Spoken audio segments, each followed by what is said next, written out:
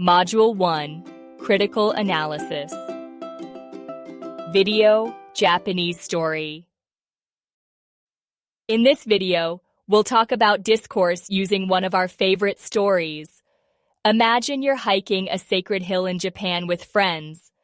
The hill is steep and slippery. Just as local tourists pass you, your knees give way and you fall. Your friends help you up. Thankfully, nothing bad happened.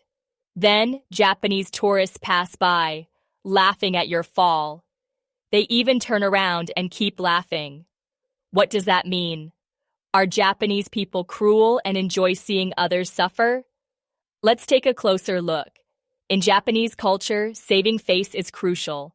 By laughing, the locals were actually helping you from their perspective.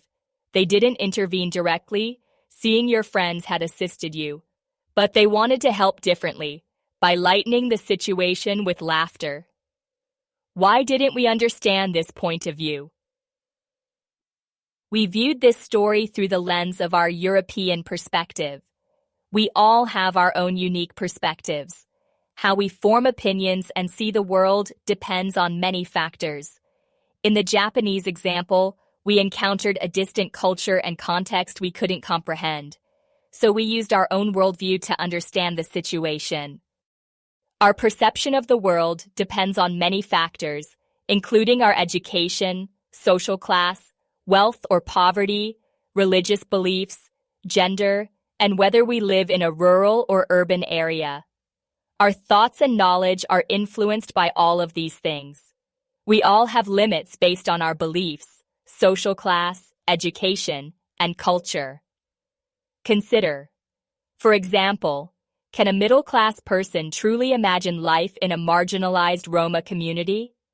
Does a healthy person understand the challenges faced by someone with severe disabilities? These different ways of thinking about the world are called discourse in sociology. Think of discourse as a pair of glasses that shape how we see and interpret everything around us. It determines the structure and limits of debate. It creates the conditions and rules for creating and perceiving truth. It can even determine what we're allowed to think. The problem arises when a way of viewing the world becomes dominant and we accept it without question, when we adopt it automatically. If the main way of thinking is to see Christopher Columbus as a hero who discovered America, we might not think to see him from the point of view of the indigenous people.